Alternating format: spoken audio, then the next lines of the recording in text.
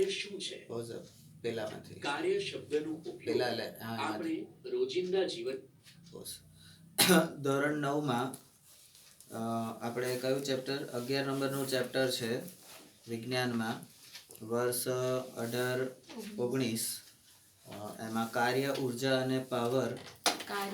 કાર્ય અને ઉર્જા પહેલા ચેપ્ટર હતું. કાર્ય અને ઉર્જા અને પાવર 3 હતું. અહીંયા હવે તમારું અડધું થઈ ગયું. કાર્ય અને પાવર બે જ વસ્તુ છે. તો બે શબ્દો, કાર્ય એટલે આપણે કોઈ પણ કામ કરીએ, બરાબર, એને આપણે કાર્ય કહીએ છીએ, અને કાર્ય કરવા માટે જે શક્તિનો ઉપયોગ કરીએ છીએ એને આપણે ઉર્જા કહીએ છીએ. બરાબર છે? ખબર પડી ગઈ? તો ટટાર બેસ. હા, ચાલો સ્ટાર્ટ. કહીએ છીએ, પરંતુ વિજ્ઞાનમાં આ શબ્દનો ઉપયોગ જુદી રીતે કરવામાં આવે છે. આ વાત સમજવા માટે ચાલો આપણે કેટલાક ઉદાહરણો જોઈએ. સખત કાર્ય કરવા છતાં પણ કાર્ય નથી. કમલી પરીક્ષાની તૈયારી કરી રહી છે. તે ભણવા માટે ઘણો સમય ફાળવી રહી છે. તે પુસ્તકો વાંચે છે અને પુસ્તક વાંચવામાં તે ઘણી મહેનત કરે છે. તે સખત કાર્ય કરી રહી છે. તમે મોટા પથ્થરને ખસેડવા માટે અહીંયા એક ઉદાહરણ આપ્યું કે એક છોકરી છે, એ ઘણું બધું કામ કરે છે. બરાબર? સહેજ બેક જાઓ પેલામાં, બ્લુ લાઈનમાં, સહેજ જ બ્લુ. હા, પુસ્તક વાંચવામાં તે ઘણી મહેનત કરે છે. તો અહીંયા કાર્ય કરવા છતાં વિજ્ઞાનની રીતે એ કાર્ય નથી, એવું તમને ઉદાહરણો દ્વારા સમજાવે છે. આપણે એમ કહીએ કે આપણે તો કામ જ, આપણે ઘણી વખત નથી આપણા ઘરોમાં આવું આપણે કહેતા હોય છે, આખો દાડો કામ જ કરીએ છીએ ને, આખો દાડો નવરા થોડી બેસી રહીએ છીએ. બરાબર? પણ કાર્ય કરવા છતાં એ કાર્ય નથી, એને કામ ગણાતું નથી. બરાબર? એવા આ ઉદાહરણો અહીં આગળ તમને જોવા મળે છે. આપણે આપણા ઘરોમાં લેડીઝ જે સ્પેશિયલી હોય, અથવા તો અમુક જેન્ટ્સ હોય, એમને એમ કે ભાઈ શરીર સારું કરવા માટે રોજ કસરત કરો. આખો દાડો કચરા પોતું આ કરીએ તે કરીએ, લુગડા ધોઈએ, બધી કસરત જ થઈ જાય છે ને, તો એમાં કંઈ થોડી સ્પેશિયલ કસરત કરવાની જરૂર છે. પછી કે તમારે ચાલવું જોઈએ, રોજ 30 મિનિટ ચાલવું જોઈએ, એવી આપણે સલાહ આપીએ. તો એ લોકો 30 મિનિટ ચાલવું જોઈએ, પણ એમ કે આખો દાડો અહીંથી આ સ્કૂલમાં ઉપર નીચે કરીએ છીએ, એ બધું ચાલ્યા જ કહેવાય ને.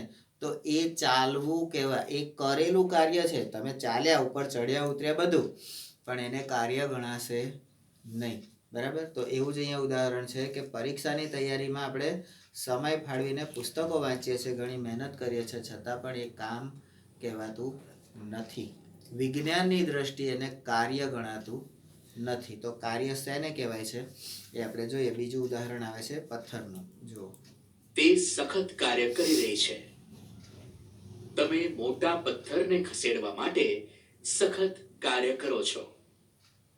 તમારા હવે અહીંયા આપણને ખબર છે કે પથ્થર, આવો મોટો કોઈ પથ્થર હોય, બરાબર, તો એને ખસેડવા માટે તમે ગમે એટલા ધક્કા મારો, હલે નહીં. બરાબર? હવે કાર્તિકને એમ કીધું કે ધક્કો મારીને તું મારા ઘેર સુધી લઈ જા, બિચારો અહીંથી રૂમની બહાર ના લઈ જઈ શકે. એને મહેનત કરી, પણ એને કાર્ય થયેલું ગણાશે નહીં. કારણ કે કાર્ય ત્યારે જ થયું હશે કે જ્યારે આનું સ્થાનાંતર થશે. એક જગ્યાએથી બીજી જગ્યાએ એનું સ્થાનાંતર થશે ત્યારે જે કાર્ય કહેવાશે, ત્યાં સુધી કહેવાશે નહીં. બરાબર? આગળ વધો. આ બધા જ પ્રયત્નો પછી પણ પથ્થર ખસતો નથી. તમે તમારા માથા પર ઘણો ભાર ઉપાડીને સીધા ઊભા છો. તમે થાકી ગયા છો, તેમ છતાં તમે કોઈ કાર્ય કર્યું નથી. તમે સીડીઓ ચડી રહ્યા છો, તમે ઝાડ ઉપર ચડી રહ્યા છો. જો આપણે વૈજ્ઞાનિક વ્યાખ્યાની વાત કરીએ તો આ બધી જ પ્રવૃત્તિઓમાં ઘણું કાર્ય થયું છે. ઘણી પ્રવૃત્તિઓ જેવી કે મેદાનમાં રમવું, મિત્રો સાથે વાત કરવી, ગીત ગાવું, સિનેમા જોવું, કોઈ પ્રસંગમાં જવું વગેરેને કાર્ય તરીકે ગણવામાં આવતું નથી. કાર્ય શું છે? પોઝ. આપણે એમ કહીએ કે ઘણા લોકો એમ કહેતા હું બહુ બિઝી માણસ છું, આખો દિવસ હું બહુ જ કામ કરું છું. હા, જેમ કે હું એવું તમને કહું કે હું આખા દિવસમાં બહુ જ બધું કામ કરું. સવારે 7 વાગ્યાથી લઈને 8 વાગ્યા સુધી છોકરાઓને ભણાવું છું.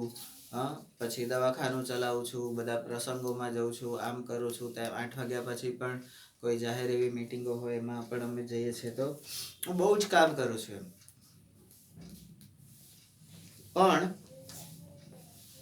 વૈજ્ઞાનિક રીતે જેમ તમે લોકો રમો છો, ભણો છો, બરાબર, વાતો કરો છો, મસ્તી કરો છો, બરાબર, એકબીજાના વાળ ખેંચો છો, હા, ખીજો પાડો છો, બરાબર, કેટલાક પેલા બાથરૂમમાં બેસીને મોટે મોટેથી ગીતો ગાતા હોય, બરાબર, પિક્ચર જોવા જાય કોકની જોડે. હા, તો આ બધાને આપણે કામ કરે. આજે તો મારે બહુ જ મોટું કામ છે. તો કે શું કામ છે? આજે છે ને મારી ગર્લફ્રેન્ડની જોડે મારે પિક્ચર જોવા જવાનું છે. તો કે કયું પિક્ચર જોવા જવાનું છે? તો કે છેલ્લો શ્વાસ. કેમ બેટા છેલ્લો શ્વાસ? એવું તો કે પિક્ચર જોવાતું હશે. એને ખબર પડે ને બહુ લમડા લઈશ ને તો મારો છેલ્લો શ્વાસ આવી જશે, એટલે શાંતિથી એ પિક્ચર મને જીવવા દે. કોનો છે? STUD હરિ દક્ષેશ ભટ્ટ.